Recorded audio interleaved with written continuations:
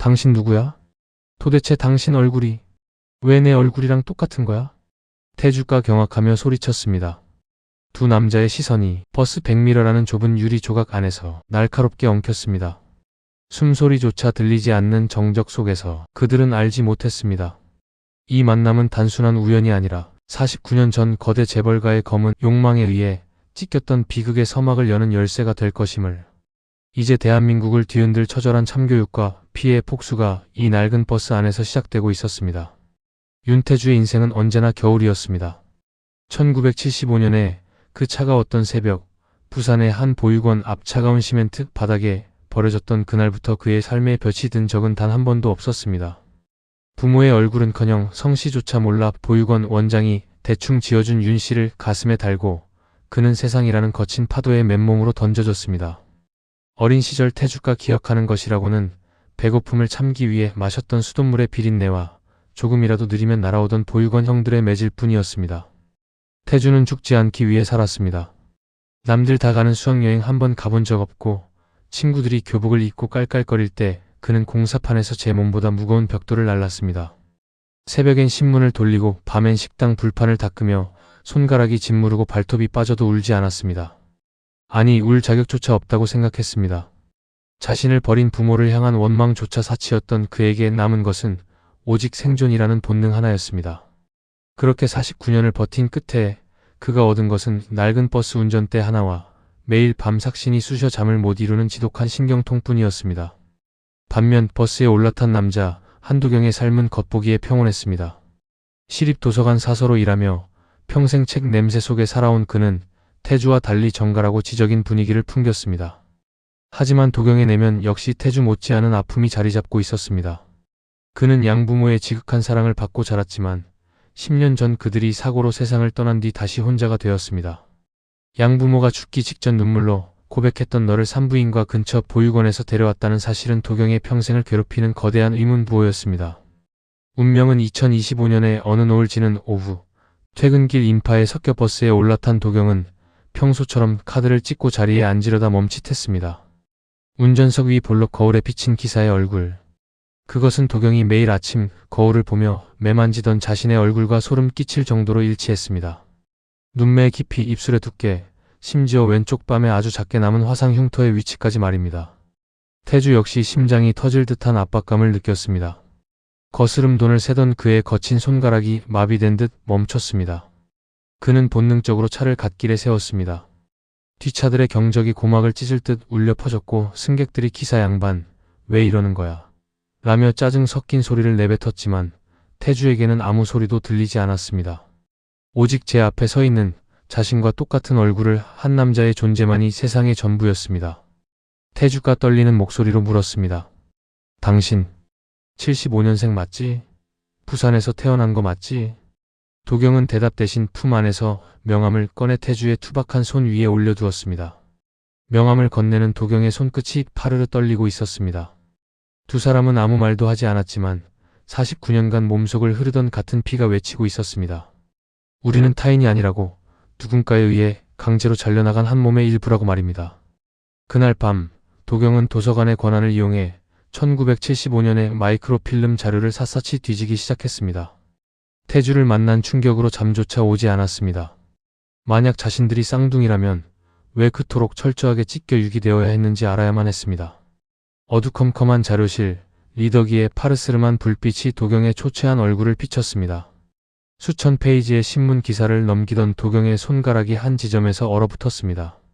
1975년 7월 4일자 지역 단신 성은산 부인과 미등록 신생아 4명 유기 의혹. 4명? 둘이 아니라 4명이라고? 도경의 입술에서 신음 같은 탄식이 흘러나왔습니다. 기사 내용은 더욱 충격적이었습니다.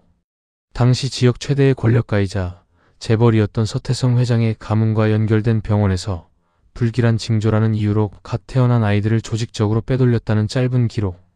그것은 단순한 유기가 아니라 거대 권력이 설계한 잔혹한 인신매매이자 가족 해체였습니다. 도경은 그 순간 직감했습니다. 자신과 태주 외에 같은 얼굴을 하고 대한민국 어디에선가 죽지 못해 살아가고 있을 또 다른 2명의 형제가 더 있다는 사실을 말입니다. 태주는 그 시각 낡은 자취방에서 소주 한 병을 비우며 도경이 준 명함을 만지작거리고 있었습니다. 평생을 버려진 쓰레기라 자책하며 살아온 그에게 갑자기 나타난 똑같은 나는 희망이자 공포였습니다. 만약 누군가 의도적으로 우리를 버린 것이라면 그 자를 찾아내어 제 삶을 통째로 앗아간 대가를 반드시 치르게 하겠다고 태주는 피눈물을 삼키며 맹세했습니다. 도서관 지하 3층, 먼지 냄새 가득한 자료실에서 한도경이 찾아낸 내 쌍둥이라는 단어는 그 자체로 거대한 저주이자 축복이었습니다. 49년 동안 자신을 세상에 홀로 남겨진 조각이라 믿어왔던 이들에게 사실은 또 다른 두 명의 살점이 어딘가에서 숨쉬고 있다는 사실은 전율을 넘어선 공포로 다가왔습니다. 도경은 떨리는 손으로 마이크로필름 리더기의 화면을 캡처했습니다. 1975년 그해 부산의 권력가 서태성 회장의 그림자가 드리운 성은 산부인과에서 사라진 4명의 아이들. 도경은 직감했습니다. 이 추적의 끝엔 자신들의 목숨을 앗아갔을지도 모를 거대한 괴물이 도사리고 있다는 것을 말입니다. 그 시각 부산대병원의 임상병리실. 이곳에는 4쌍둥이 중 3번째 조각인 정민호가 살고 있었습니다. 그는 형제들 중 가장 화려한 겉모습을 가졌습니다. 의사라는 번듯한 직업, 결벽증에 가까운 깔끔한 매너, 그리고 차가울 정도로 이성적인 판단력. 하지만 그의 하얀 가운 안쪽은 썩어 들어가는 상처로 가득했습니다. 민호는 자신을 입양해준 양부모에게 완벽한 아들이어야만 했습니다. 조금이라도 흐트러지면 다시 버려질지도 모른다는 유기 공포가 그를 괴물 같은 공부벌레로 만들었고 마침내 의사 면허를 손에 쥐게 했죠. 그러나 그가 매일 현미경으로 들여다보는 타인의 피보다 정작 자신의 혈관 속에 흐르는 근본 모를 피를 그는 평생 혐오해왔습니다. 도경과 태주는 도경의 추적 능력을 바탕으로 마침내 민호의 존재를 찾아냈습니다. 병원 로비에서 마주한 3사람. 태주는 버스 기사 유니폼을 입은 채 땀 냄새를 풍기고 있었고 도경은 단정한 사서의 모습이었으며 민호는 눈부시게 하얀 가운을 걸치고 있었습니다.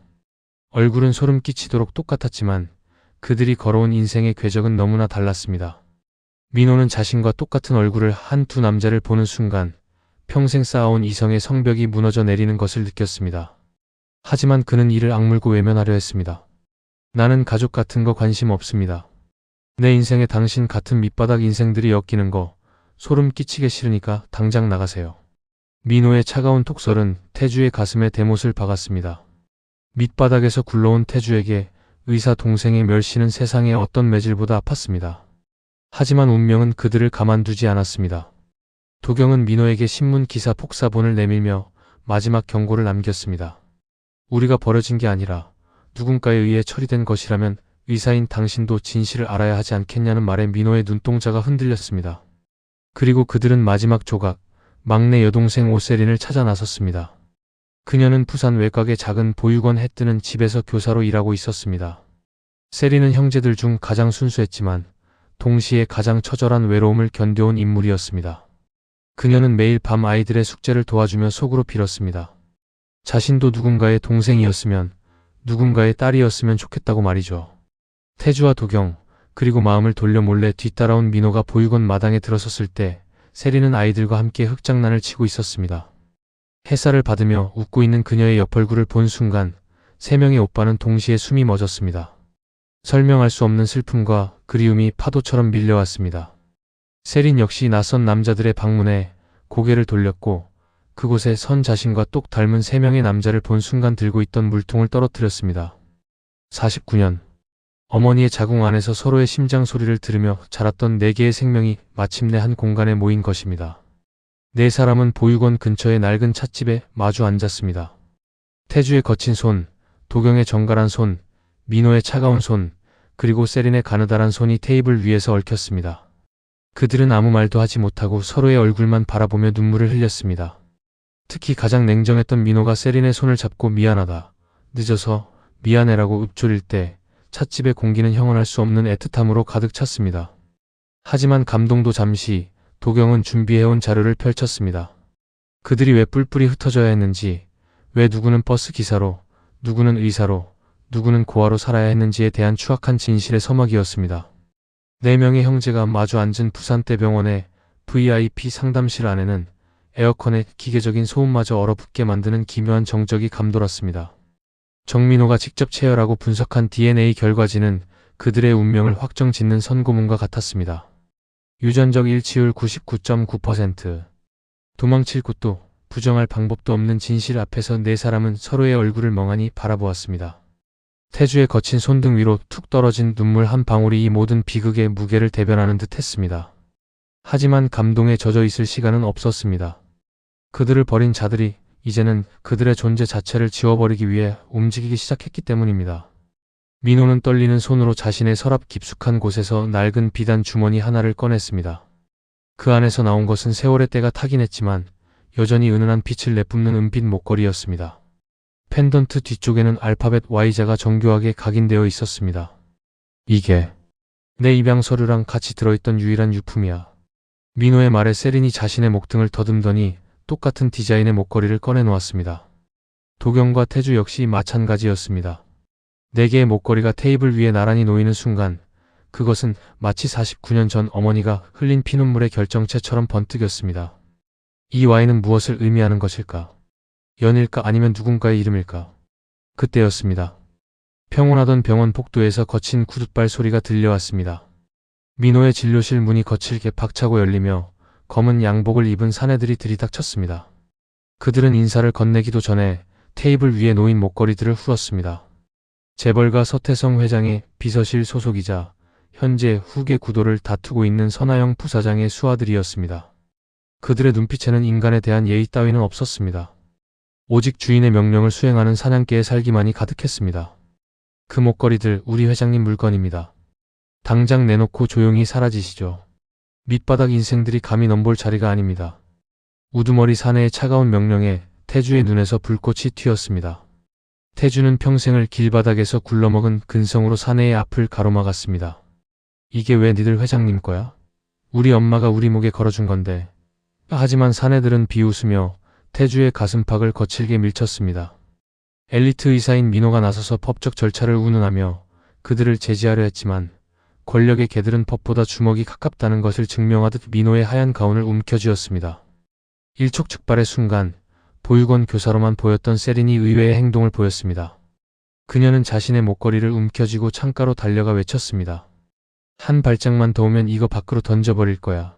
니들이 찾는 게 이거라면 가루로 만들어서 뿌려줄게. 세린의 예상치 못한 강단에 사내들이 멈칫했습니다. 그 목걸이는 단순한 장신구가 아니라 서태성 회장의 유언장과 관련된 결정적인 암호가 숨겨진 열쇠였기 때문입니다. 그들이 목걸이를 회수하려는 진짜 이유는 내 형제의 혈통을 증명하는 것을 막기 위함도 있었지만 그 안에 숨겨진 재벌가의 비자금과 관련된 비밀을 은폐하기 위해서였습니다. 잠시 대치 상황이 이어지던 중 도서관 사서인 도경이 차분하지만 서늘한 목소리로 쐐기를 박았습니다. 이미 모든 자료는 복사해서 안전한 곳에 보관해뒀습니다. 여기서 우리를 건드린다면 내일 아침 뉴스 일면은 당신들 회장님의 추악한 과거사가 장식할 겁니다. 도경의 지략과 세린의 배수진 그리고 태주의 투지가 합쳐지자 검은 양복의 사내들은 결국 꼬리를 내리고 물러났습니다. 하지만 그들의 퇴장은 본격적인 전쟁의 선포와 다름없었습니다. 사내들이 떠난 뒤 민호는 자신의 책상 위에 놓인 CCTV 화면을 끄며 나지막이 읊조렸습니다. 이제 우리는 단순한 형제가 아니라 저 거대 괴물에 맞서 싸울 동지가 된 것이라고 말입니다. 네 사람은 서로의 손을 꽉 잡았습니다. 49년 전 자신들을 쓰레기처럼 버린 자들, 어머니를 정신병원에 가두고 인생을 망친 자들을 향한 처절한 복수가 이제야 걸음마를 떼기 시작했습니다. 내 형제가 확인한 어머니 서지영의 진료 기록부는 단순한 종이 뭉치가 아니라 거대 재벌가 SJ그룹이 49년 동안 저질러온 추악한 범죄의 자백서와 같았습니다. 도서관 사서 도경이 밤을 새워 추적한 끝에 찾아낸 정보에 의하면 서지영은 죽은 것이 아니었습니다. 그녀는 부산 외곽, 지도에도 제대로 표시되지 않은 청하요양원이라는 곳에 유령처럼 갇혀 있었습니다. 겉으로는 최고급 실버타운을 표방하고 있었으나 실상은 재벌가의 눈엣 가시들을 사회로부터 격리하는 현대판 유배지이자 창살 없는 감옥이었습니다.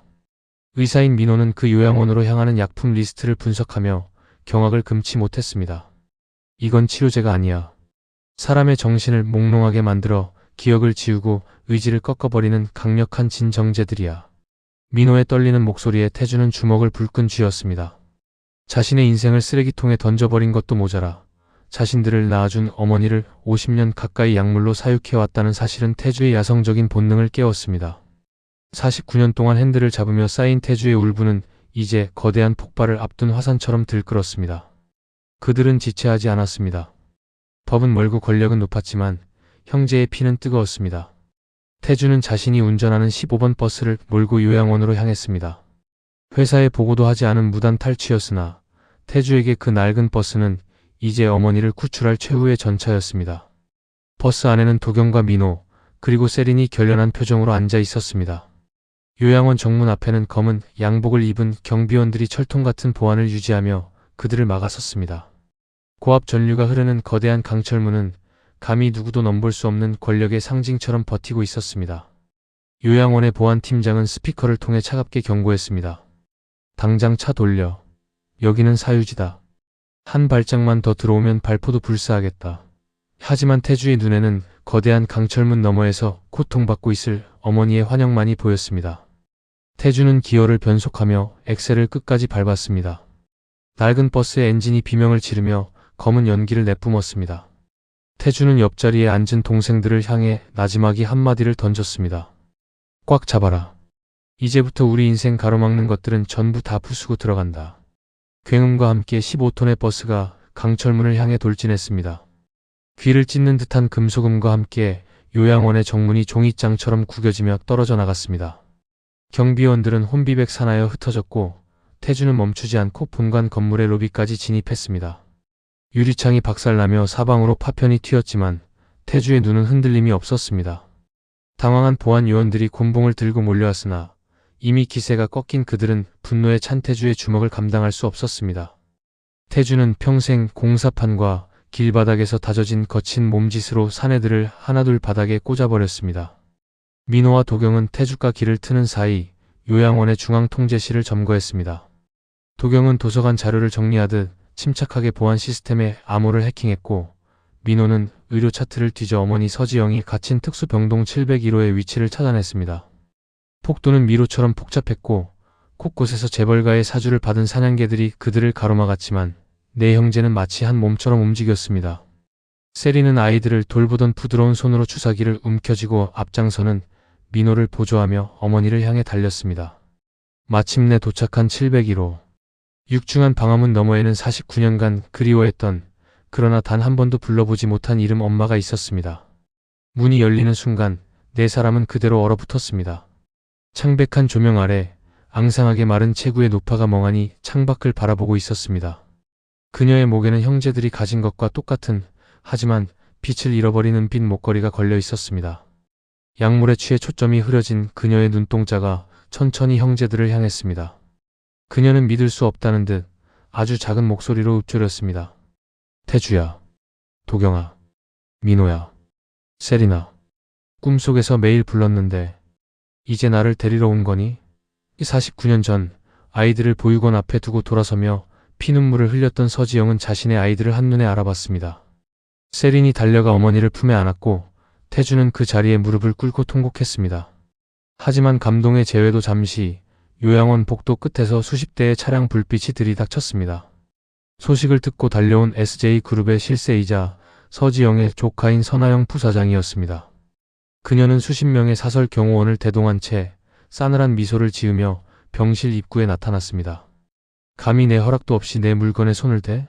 너희 같은 잡초들은 짓밟아버려야 제맛이지. 선아영의 조롱 섞인 명령과 함께 병실을 포위한 경호원들이 전기 충격기를 치켜들었습니다. 특수병동 701호의 공기는 선아영 부사장이 대동한 사설 경호원들의 살기로 가득 찼습니다. 전기 충격기의 파란 불꽃이 어둠 속에서 번뜩였고 선아영은 승리자의 미소를 지으며 네 형제를 비웃었습니다. 그녀에게 이들은 그저 발밑의 벌레와 같았고 49년 전 삼촌인 서태성 회장이 버렸던 오점들을 이제 제 손으로 지워버리면 그만이라는 확신이 있었습니다. 하지만 선아영이 간과한 것이 있었습니다. 이들이 비록 밑바닥 인생이었을지언정 각자의 영역에서 독하게 살아남은 괴물들이라는 사실이었습니다. 선아영이 경호원들에게 수신호를 보내려는 찰나 엘리트 의사 민호가 차분하게 자신의 스마트폰을 들어 올렸습니다. 화면에는 실시간 접속자 수가 100만 명을 돌파하며 폭발적으로 치솟는 라이브 스트리밍 창이 떠 있었습니다. 지금 이 순간 당신이 저지르고 있는 불법 감금과 폭행 미수 장면이 전 국민에게 생중계되고 있어. 당신이 그토록 아끼는 SJ그룹의 주가가 내일 아침 어떻게 될지 궁금하지 않아? 민호의 서늘한 경고에 선아영의 표정이 순식간에 일그러졌습니다. 도서관 사서 도경은 이미 요양원의 모든 폐쇄회로 CCTV망을 해킹해 서버에 업로드하고 있었고, 이는 곧 재벌가의 추악한 민낯을 폭로하는 가장 강력한 무기가 되었습니다. 당황한 선아영이 당장 휴대폰 빼서 라고 소리쳤지만 이미 상황은 역전되었습니다. 태주는 쓰러진 경비원의 곤봉을 쥐고 어머니 서지영의 앞을 호랑이처럼 가로막았습니다. 평생 핸들을 잡으며 단련된 팔 근육이 터질 듯 솟아올랐고, 태주의 눈빛에서는 선아영조차 주춤하게 만드는 광기 어린 분노가 뿜어져 나왔습니다. 경호원들 역시 자신들의 얼굴이 생중계되고 있다는 사실에 겁을 먹고 선뜻 나서지 못했습니다. 법보다 무서운 것은 실시간으로 쏟아지는 대중의 지탄과 증거라는 것을 그들은 본능적으로 느꼈습니다. 그때 약물에 취해 정신을 못 차리던 어머니 서지영이 세린의 품 안에서 천천히 손을 뻗었습니다. 그녀의 손에는 49년간 단 한 번도 몸에서 떼지 않았던 은빛 목걸이가 쥐어져 있었습니다. 서지영은 가느다란 손가락으로 목걸이의 펜던트를 눌렀습니다. 그러자 펜던트 뒷면이 정교하게 열리며 현미경으로나 볼 수 있을 법한 작은 마이크로칩 하나가 모습을 드러냈습니다. 그것은 서태성 회장이 사후를 대비해 서지영에게만 남겼던 SJ그룹의 비자금 장부와 숨겨진 차명 지분 15%의 소유권이 담긴 마지막 카드였습니다. 서지영은 떨리는 목소리로 자식들에게 한마디를 남겼습니다. 이건 너희의 잃어버린 49년을 보상할 유일한 열쇠다. 절대로 저들에게 뺏기지 마라. 선아영의 눈이 탐욕으로 번뜩였습니다. 그녀가 그토록 서지영을 죽이지 않고 가둬두었던 진짜 이유가 바로 그 칩이었기 때문입니다. 선아영은 직접 권총을 꺼내 들려 했으나 태주는 주저하지 않고 돌진했습니다. 그는 마치 거대한 바위가 구르는 듯한 기세로 경호원들을 뚫고 나가 선아영의 손목을 낚아챘습니다. 으스러지는 소리와 함께 권총이 바닥으로 떨어졌고, 태주는 선아영의 멱살을 잡고 차갑게 읊조렸습니다. 니들이 우리 엄마한테 한 짓, 이제부터 이자가 아니라 피로 갚아줄게. 탈출은 전격적이었습니다. 태주는 다시 버스 운전석에 앉았습니다. 뒤에서는 수십 대의 요양원 보안 차량이 사이렌을 울리며 추격해왔지만 부산의 모든 지름길을 꿰고 있는 베테랑 기사 태주에게 그들은 적수가 되지 않았습니다. 민호는 이동하는 버스 안에서 어머니의 상태를 살피며 해독제를 투여했고, 도경은 실시간으로 SNS를 통해 요양원의 실체를 폭로하는 기사들을 쏟아냈습니다. 세리는 어머니의 손을 꼭 잡고 눈물을 흘리며 다가올 전쟁을 준비했습니다. 그들이 도착한 곳은 도경이 미리 준비해둔 부산항 근처의 비밀 안가였습니다. 추격대를 따돌리고 마침내 한숨을 돌린 순간 TV 뉴스에서는 SJ그룹 선아영 부사장의 갑질과 불법 요양원 운영 의혹이 속보로 타전되고 있었습니다. 재벌가라는 견고한 성의 균열이 가기 시작한 것입니다. 하지만 이것은 시작에 불과했습니다. 서지영이 건넨 마이크로칩에는 SJ그룹의 근간을 뒤흔들 수 있는 거대한 폭탄이 들어있었습니다. 내 형제는 안가의 낡은 테이블 주위에 모여 앉았습니다. 태주가 침묵을 깨고 말했습니다. 이제 우리가 저들을 무너뜨릴 차례다. 우리 엄마 인생 망치고 우리를 쓰레기 취급했던 그 대가를 뼈저리게 느끼게 해줄 거야. 민호는 안경을 고쳤으며 차가운 지성을 번득였고, 도경은 이미 재벌가의 지배 구조를 분석한 자료를 펼쳤습니다. 세리는 어머니를 잠재우고 결연한 표정으로 오빠들 곁에 섰습니다. 49년 전 버려졌던 오점들이 이제는 재벌가를 심판할 4명의 사신이 되어 돌아왔습니다. SJ그룹 본사 대강당은 긴급 주주총회를 앞두고 팽팽한 긴장감이 흐르고 있었습니다. 서지영 여사의 납치와 감금 의혹이 언론을 통해 터져나왔음에도 불구하고 선아영 부사장은 이를 치매 노인의 망상과 근거 없는 비방으로 일축하며 강행 돌파를 선택했습니다. 그녀의 목적은 단 하나, 오늘 이 자리에서 자신을 차기 회장으로 승인받아 SJ그룹의 절대 권력을 공고히 하는 것이었습니다. 장내에는 수백 명의 주주와 이사들이 모여들었고, 선아영은 승리를 확신하는 듯 오만한 미소를 지으며 단상 중앙에 앉아 있었습니다. 하지만 주주총회가 시작되려는 찰나 강당의 육중한 후문이 굉음과 함께 열렸습니다. 정장을 차려입은 이사들 사이로 기름때 묻은 버스 기사 유니폼을 입은 윤태주가 앞장서 걸어 들어왔습니다. 그 뒤를 이어 단정한 사서복장의 도경, 하얀 가운을 벗어 던진 민호, 그리고 어머니 서지영 여사를 휠체어에 태운 세린이 위풍당당하게 행진했습니다. 장내는 순식간에 술렁이기 시작했습니다. 경비원들이 그들을 막아서려 했지만 태주의 서슬퍼런 눈빛과 민호가 지켜든 주주 명부 확인서 앞에 그들은 주춤할 수밖에 없었습니다. 선아영은 새파랗게 질린 얼굴로 비명을 질렀습니다. 어디서 이런 쓰레기들을 들였나. 당장 저 미친 노인네와 잡초들을 끌어내. 하지만 민호는 차갑게 미소 지으며 대형 화면에 마이크로칩에서 추출한 문서를 띄웠습니다. 서태성 창업주가 생전 서지영 여사에게 양도했던 차명 지분 15%와 실소유주 인증서가 화면 가득 펼쳐졌습니다. 장내의 이사들과 대주주들은 경악했습니다. 그 15%는 현재 선하영이 확보한 지분율을 단숨에 뒤엎고 경영권을 좌지우지할 수 있는 캐스팅보트이자 절대적인 권력이었기 때문입니다. 도경은 침착하게 마이크를 잡았습니다. 우리는 서지영 여사의 정당한 상속자이자 49년 전 당신들이 죽었다고 거짓말했던 SJ그룹의 진짜 혈통입니다. 오늘 이 주주총회는 불법이며 우리는 최대 주주의 권한으로 선하영 부사장의 해임안을 상정합니다. 도경의 논리적인 선포에 주주들은 웅성거리기 시작했고 선하영의 지지 세력들은 당황하여 서로의 눈치만 살폈습니다. 선하영은 분노를 참지 못하고 단상 아래로 내려와 태주의 뺨을 때리려 했지만 태주는 가볍게 그녀의 손목을 낚아챘습니다. 태주는 선하영의 손목을 으스러뜨릴 듯 쥐고 그녀의 귀에 나지막이 읊조렸습니다. 49년 전 니들이 우리를 쓰레기장에 버릴 때 이런 날이 올 줄은 꿈에도 몰랐겠지? 이제 내려와라. 거긴 네 자리가 아니니까. 태주는 선하영을 옆으로 밀쳐버리고 흙먼지 묻은 버스 기사 유니폼 차림 그대로 회장석 거의 털 소파에 털썩 앉았습니다. 그는 투박한 구두를 회의용 테이블 위에 떡하니 올리고는 옆에서 얼어붙어있던 비서에게 턱짓했습니다. 어이 거기 언니.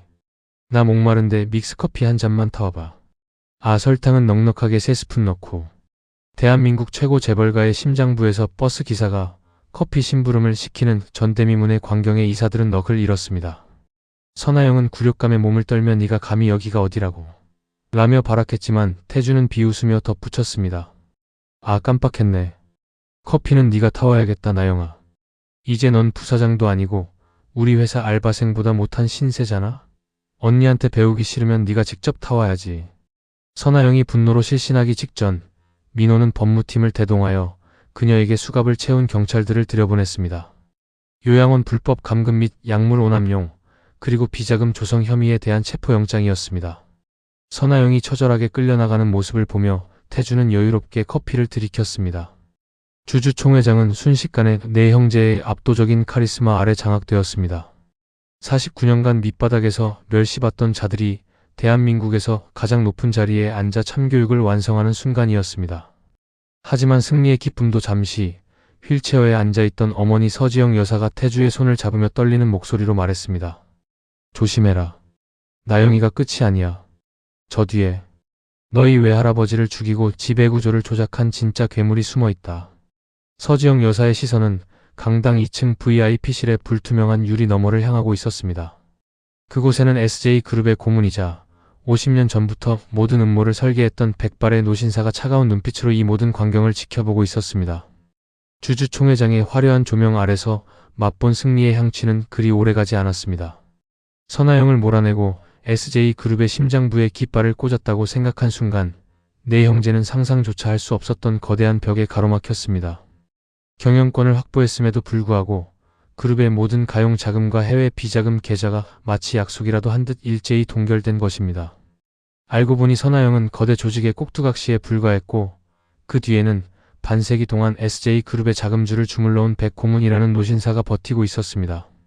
그는 2층 VIP실 유리창 너머에서 태주를 향해 비릿한 미소를 지어 보인 뒤 연기처럼 사라졌습니다. 승리의 함성은 곧 당혹으로 변했습니다. 월급을 받지 못한 직원들이 동요하기 시작했고 협력업체들은 약속이라도 한 듯 결제를 톡촉하며 본사 로비를 점거했습니다. 민호가 가진 의학적 지식도 태주의 거친 주먹도 보이지 않는 곳에서 조여오는 자금의 압박 앞에서는 무력했습니다. 그때 도서관 사서인 도경의 낡은 자취방으로 발신인도 없는 의문의 택배 상자 하나가 배달되었습니다. 상자 안에는 먼지가 뽀얗게 쌓인 8구형 필름 한 통과 50년 전 날짜가 찍힌 낡은 편지 한 장이 들어있었습니다. 편지에는 단 한 문장만이 적혀 있었습니다. 진실은 때로 보고 싶은 것보다 잔혹한 법이다. 도경은 도서관의 구형 영사기를 수리해 형제들을 불러 모았습니다. 어두컴컴한 도서관 지하층 하얀 스크린 위로 치직거리는 노이즈와 함께 1975년 7월 3일 새벽에 영상이 투서되었습니다. 성은산 부인과 후문, 폭우가 쏟아지는 가운데 한 남자가 커다란 사과 상자 4개를 차례로 트럭 짐칸에 싣고 있었습니다. 어머니 서지영이 정신을 잃고 실려나가는 사이 아기들을 짐짝처럼 옮기던 남자의 얼굴이 화면 가득 클로즈업 되었습니다. 그 얼굴을 확인한 내 형제는 심장이 얼어붙는 듯한 공포를 느꼈습니다. 영상 속 남자의 얼굴은 현재의 태주, 도경, 민호와 소름 끼치도록 닮아 있었습니다. 그는 지금까지 어머니 서지영조차 재벌가의 횡포에 살해당했다고 믿어왔던 그들의 친부, 강진석이었습니다. 죽은 줄로만 알았던 아버지가 사실은 자신의 자식들을 제 손으로 상자에 담아 내다 버린 주범이었던 것입니다. 더 충격적인 것은 영상 말미에 나타난 백고문과 강진석의 은밀한 거래 장면이었습니다. 강진석은 아내의 재산을 가로채기 위해 장인인 서태성 회장과 결탁했고 내 쌍둥이를 버리는 조건으로 SJ그룹의 비밀 지분을 약속받았던 것입니다. 세리는 비명을 지르며 스크린을 가렸고 태주는 떨리는 손으로 소주병을 집어들어 벽에 던져버렸습니다. 태주는 핏발선 눈으로 형제들을 바라보며 짐승 같은 포효를 내뱉었습니다. 우리를 버린 게 외할아버지가 아니라 우리 아버지였다고? 그 인간이 살아있다면 내 손으로 갈갈이 찢어버릴 거야. 도경은 필름통 바닥에서 작은 위치 정보가 적힌 메모를 발견했습니다. 그것은 부산 한 구석의 낡은 선박수리소, 백고문의 비밀 아지트가 있는 곳이었습니다. 그곳에 자신들의 인생을 송두리째 팔아넘긴 친부가 숨어있다는 확신이 들었습니다.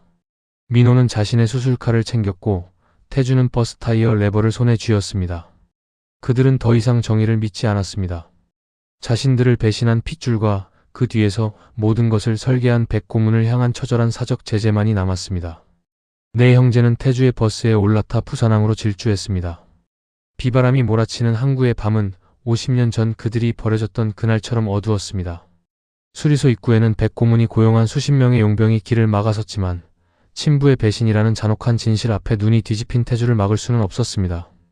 태주는 버스를 멈추지 않고 수리소의 셔터를 뚫고 그대로 돌진했습니다. 박살난 셔터 너머 휠체어에 앉아 산소호흡기에 의지한 채 떨고 있는 한 노인이 있었습니다. 영상 속 그 젊고 야심찬 남자는 온데간데 없고 욕망의 찌꺼기만 남은 추한 괴물이 그곳에 있었습니다. 그 옆에는 백고문이 승리자의 표정으로 와인잔을 기울이고 있었습니다. 태주가 피범벅이 된 얼굴로 노인에게 다가가 멱살을 움켜잡았습니다. 당신이 강진석이야? 대답해. 우리를 얼마에 팔아넘겼어? 노인은 초점 없는 눈으로 태주를 바라보며 가늘게 떨었습니다.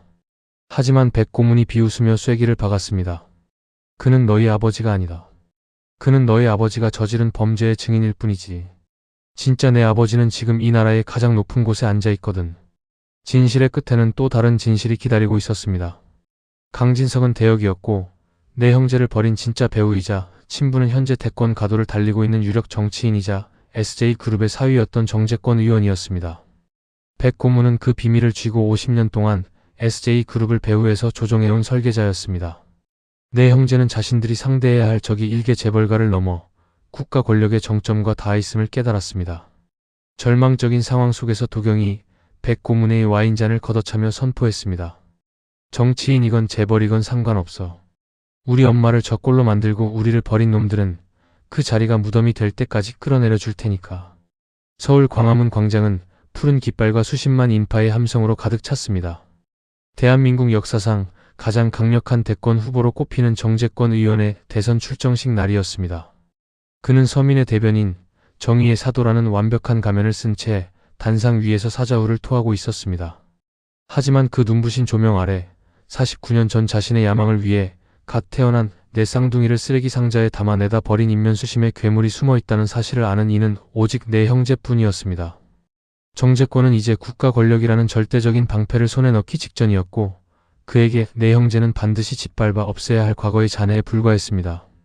내 형제는 목숨을 건 최후의 도박을 시작했습니다. 태주는 자신이 몰던 15번 버스를 개조해 광장 한복판으로 돌진했습니다. 경찰의 엄격한 통제선을 뚫고 대형 스피커를 장착한 버스가 정재권의 유세 차량 바로 앞까지 육박했습니다. 태주는 운전대를 움켜쥐고 피를 흘리며 포효했습니다. 버스 외벽에는 자식을 버린 대선 후보 정재권을 고발한다는 붉은색 글씨가 선명하게 새겨져 있었습니다. 동시에 민호는 의사라는 신분을 이용해 유세장 뒤편 VIP 대기실로 잠입했습니다. 그의 목표는 정재권이 마신 컵에서 유전자 샘플을 확보해 세상이 부정할 수 없는 혈연의 증거를 완성하는 것이었습니다. 하지만 권력의 카르텔은 견고했습니다. 정재권은 당황하지 않고 마이크를 움켜쥐며 오히려 비릿한 미소를 지었습니다. 그는 즉시 경찰과 정보기관을 움직여 내 형제를 국가 전복 세력이자 정신질환을 앓고 있는 스토커로 몰아세웠습니다.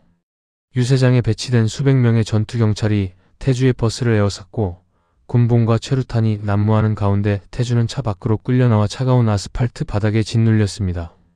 정재권은 군중을 향해 외쳤습니다.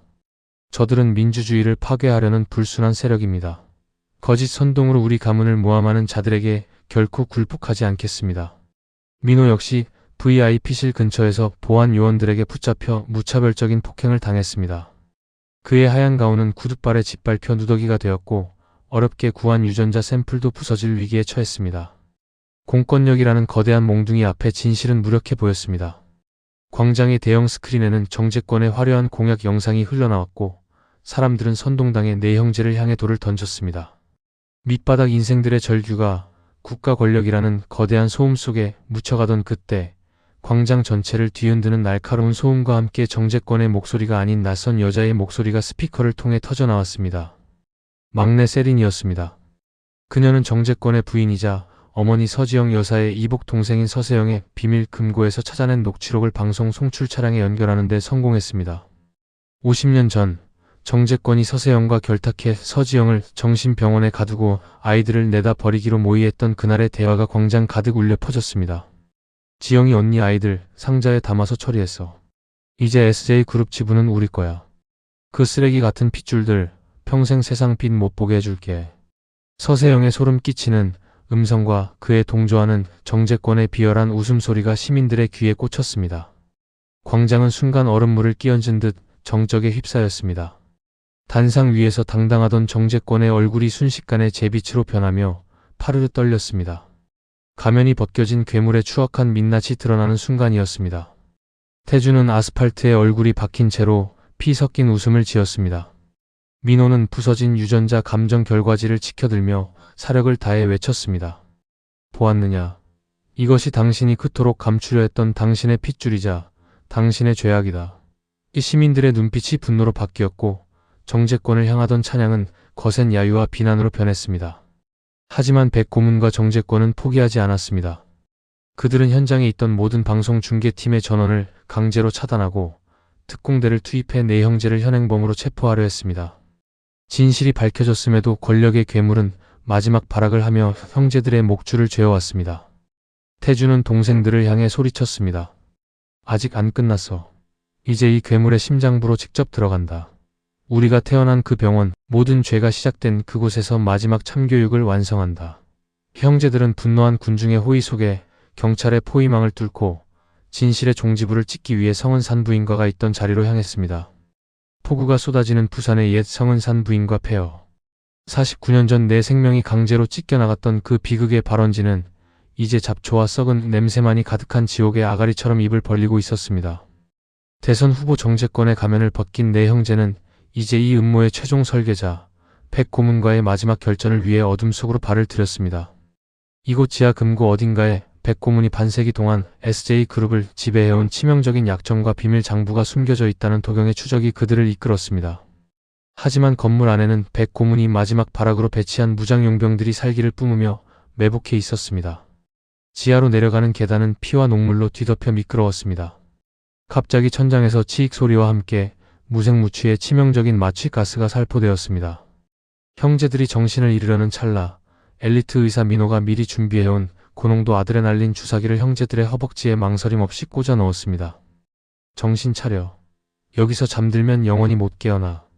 민호의 외침에 태주는 타이어 레버를 움켜쥐고 어둠 속에서 튀어나오는 용병들을 향해 돌진했습니다. 그는 마치 굶주린 맹수처럼 자신의 몸에 박히는 칼날을 무시한 채 동생들을 앞질러 나가는 사내들의 목덜미를 잡아 콘크리트 벽에 지식여버렸습니다. 마침내 도착한 지하 최신부의 비밀 금고실. 그곳엔 백고문이 산소호흡기에 의지한 채 거대한 모니터 벽 앞에서 내 형제를 기다리고 있었습니다. 옆에는 대선 후보 정재권이 이성을 잃은 채 권총을 들고 서 있었습니다. 백고문은 쇳소리 섞인 웃음을 터뜨리며 그들을 조롱했습니다. 너희가 여기까지 올 줄은 알았다만 진실을 감당할 수 있겠느냐? 서태성 회장은 자연사한 게 아니다. 그는 내가 직접 심장을 도려내 죽였지. 백 고문의 충격적인 고백에 세리는 구역질을 하며 뒤로 물러났습니다. 정재권은 떨리는 손으로 총구를 태주의 이마에 겨누며 외쳤습니다. 이제 끝이다. 너희만 사라지면 이 모든 건 다시 묻힐 거야. 하지만 도서관 사서 도경은 피식 웃으며 백 고문의 가슴팍을 가리켰습니다. 아니, 진실은 당신 몸속에 있지. 백 고문, 당신 50년 전에 해외에서 비밀리에 심장 이식 수술 받았지? 그 심장 누구 건지 우리가 모를 줄 알았나? 백 고문의 눈동자가 경악으로 흔들렸습니다. 도경은 도서관의 극비 의학 기록과 백 고문의 수술 연도를 대조해 믿기 힘든 사실을 알아냈던 것입니다. 백 고문은 서태성 회장을 살해한 뒤 그 신선한 심장을 자신의 가슴에 이식해 50년을 연명해 왔던 것입니다. 즉, 백 고문의 가슴 속에서 뛰고 있는 것은 내 형제의 외할아버지인 서태성 회장의 심장이었습니다. 민호는 차갑게 덧붙였습니다. 심장 이식 환자들은 거부 반응을 막기 위해 평생 특수 면역 억제제를 먹어야 하지. 당신이 매일 먹는 그 약, 사실은 서태성 회장의 유전자 정보가 담긴 살아있는 증거야. 당신 가슴 속 심장이 바로 이 사건의 가장 확실한 목격자라는 말이지. 백 고문은 자신의 가슴을 움켜쥐며 발작하듯 비명을 질렀습니다. 정재권은 패닉에 빠져 방아쇠를 당기려 했지만 태주는 그 찰나를 놓치지 않고 돌진해 정재권의 손목을 으스러뜨렸습니다. 뼈가 바스러지는 소리와 함께 총이 바닥을 굴렀고 태주는 정재권의 얼굴에 무자비한 주먹을 꽂아 넣으며 49년의 한을 쏟아냈습니다. 자식을 버린 놈, 장인을 죽인 놈이랑 결탁한 놈. 니놈들이 사람이야? 태주의 주먹이 정재권의 안면을 뭉개버릴 때마다 폐허가 된 병원 건물은 마치 유령들의 통곡 소리 같은 메아리로 가득 찼습니다. 도경은 금고 안쪽 깊숙한 곳에서 백 고문이 평생을 기록해온 죄악의 장부를 확보했습니다. 그 안에는 정재권의 공천 자금, 서태성 회장 살해, 공모, 그리고 내 쌍둥이를 인신매매하듯 내다 버린 거래 장부까지 모든 것이 완벽하게 기록되어 있었습니다. 이제 더 이상 권력의 방패도 재벌의 돈줄도 그들을 지켜줄 수 없었습니다. 백 고문은 자신의 심장을 부여잡고 바닥에 고꾸라졌습니다. 서태성 회장의 심장이 마치 주인인 내 형제를 알아본 듯 백 고문의 몸을 거부하며 멈춰 서기 시작한 것입니다. 백 고문은 피를 토하며 내 형제의 발목을 잡으려 했지만 태주는 냉정하게 그 손을 뿌리쳤습니다.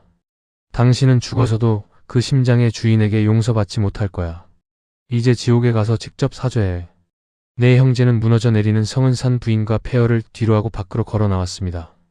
이제 남은 것은 단 하나, 전 국민이 지켜보는 앞에서 이 괴물들을 영원히 매장하는 최후의 심판뿐이었습니다. 성은산 부인과의 폐허에서 시작된 진실의 파도는 대한민국 전체를 집어삼키는 거대한 해일이 되었습니다.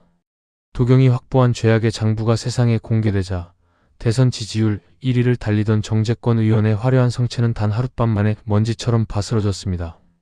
검찰의 대대적인 압수수색이 시작되었고 서태성 회장의 심장을 이식받아 연명하던 백 고문은 자신의 죄악을 견디지 못한 심장의 거부 반응으로 중환자실에서 비참한 최후를 맞이했습니다. 권력과 돈으로 진실을 덮을 수 있다고 믿었던 자들의 오만함이 가장 밑바닥에서 굴러온 내 형제의 투지에 의해 산산조각 난 것입니다.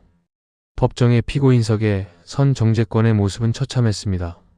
수십만 군중의 환호를 받던 수트는 죄수복으로 바뀌었고 오만하던 눈빛은 초점을 잃고 바닥만을 향했습니다. 판사가 정재권에게 무기징역을 선고하는 순간 방청석에 앉아있던 태주는 자리에서 일어나 차갑게 읊조렸습니다. 이제 평생 그 안에서 우리가 상자 속에서 느꼈던 어둠과 공포를 느껴봐. 그게 네가 받아야 할 진짜 대가니까. 정재권은 울부짖으며 아들들의 이름을 불렀지만 내 형제는 뒤도 돌아보지 않고 법정을 빠져나왔습니다. 그들에게 정재권은 더 이상 아버지가 아닌 청산해야 할 과거의 괴물일 뿐이었습니다. 참교육의 끝은 달콤했습니다.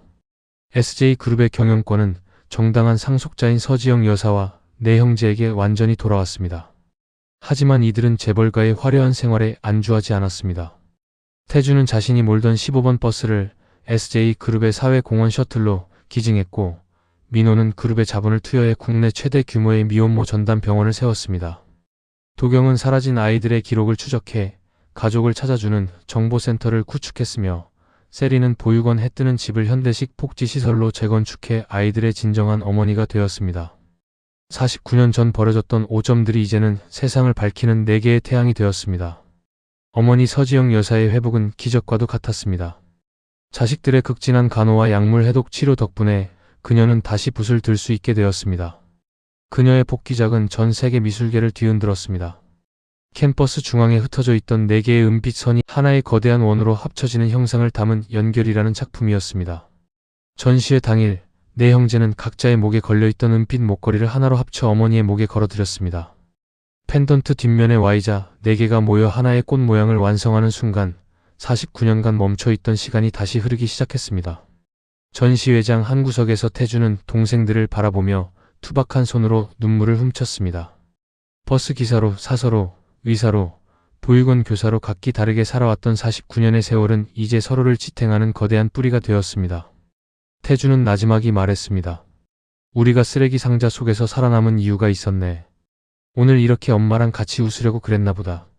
민호와 도경은 형의 어깨를 감싸 쥐었고 세리는 어머니의 품에 머리를 기대었습니다. 가장 낮은 곳에서 시작해 가장 높은 곳의 괴물을 무너뜨린 이들의 이야기는 대한민국 모든 소외된 이들에게 진실은 반드시 승리한다는 위대한 이정표가 되었습니다. 49년 전에 폭우 내리던 새벽은 이제 영원히 사라졌습니다. 해운대의 푸른 바다 위로 눈부신 아침 해가 떠오르고 네 형제는 어머니와 함께 백사장을 걸었습니다. 그들의 발자국은 이제 흩어지지 않고 나란히 한 방향을 향해 나아갔습니다. 핏줄이라는 운명의 굴레를 넘어 스스로의 힘으로 정의를 쟁취하고 가족을 완성한 네 쌍둥이.